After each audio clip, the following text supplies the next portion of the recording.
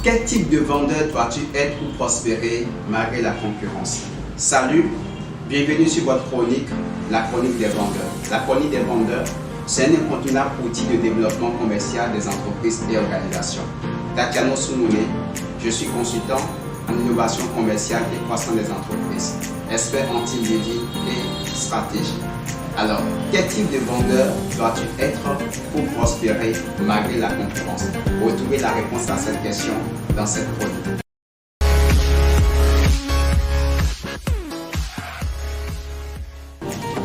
Alors, quel type de vendeur vous devez être pour prospérer malgré la concurrence? J'ai étudié tous les profils de vendeurs qui existent. Aujourd'hui, nous avons fait une remarque, la concurrence s'intensifie de jour en jour.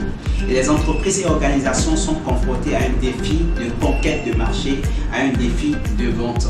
Alors, quel type de vendeur vous devez être pour prospérer malgré que la concurrence s'intensifie de jour en jour?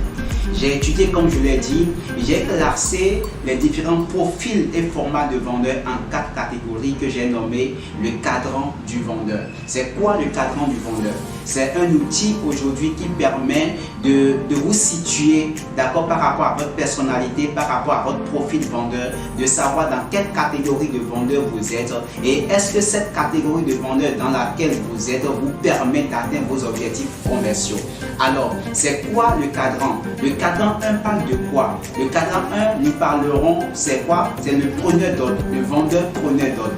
C'est quoi le vendeur preneur d'ordre? Voilà un vendeur qui connaît le produit, qui maîtrise le produit, qui a des informations sur le produit, peut présenter le produit, connaît la description des différentes caractéristiques du produit, ce que le produit fait, la finalité du produit, l'efficacité du produit.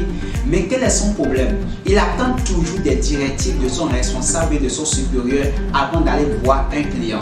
Il attend d'abord qu'on lui donne des directives, va voir tel client, va voir tel client sur tel marché, va voir telle clientèle dans telle administration. De ma part, avant qu'il ne se lève, il ne prend jamais d'initiative lui-même. Il ne prend jamais d'initiative lui-même. Il a peur de prendre l'initiative. Il a peur d'oser. Il a peur d'affronter l'inconnu. Il a peur d'aller affronter le marché. Il a peur d'affronter les défis et challenges du marché. Donc, il ne vend que aux personnes qu'on lui a recommandées. C'est ça le preneur d'ordre. Alors, la deuxième catégorie de vendeurs, c'est le vendeur simple. C'est qui le vendeur simple?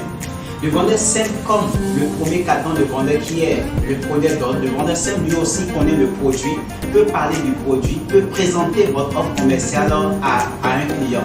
Cependant, lui, comme son nom l'indique, le vendeur simple, sa vente se limite au membre de sa famille. Sa vente se limite aux personnes avec qui il a fréquenté une fois. Sa vente se limite aux membres de sa famille. Sa vente se limite à ses connaissances. Donc, lorsque le client n'est pas quelqu'un ou bien le prospect n'est pas quelqu'un qui ne connaît pas, il a du mal à présenter le produit. Il a du mal à convaincre le client.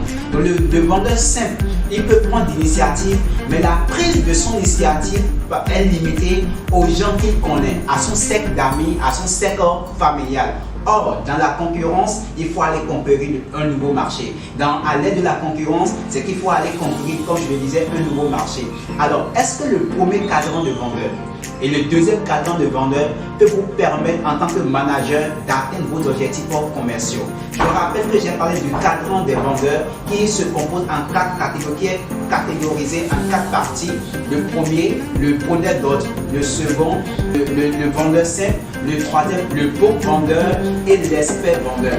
Nous allons expliquer dans le prochain numéro, nous allons décrire dans le prochain numéro le cadran 3, le bon vendeur, et le cadran 4, l'expert vendeur. Donc vous allez déduire de ce cadran, d'accord, de ce cadran des vendeurs, quel type de vendeur vous êtes actuellement et quel type de vendeur vous devez être pour atteindre vos objectifs commerciaux.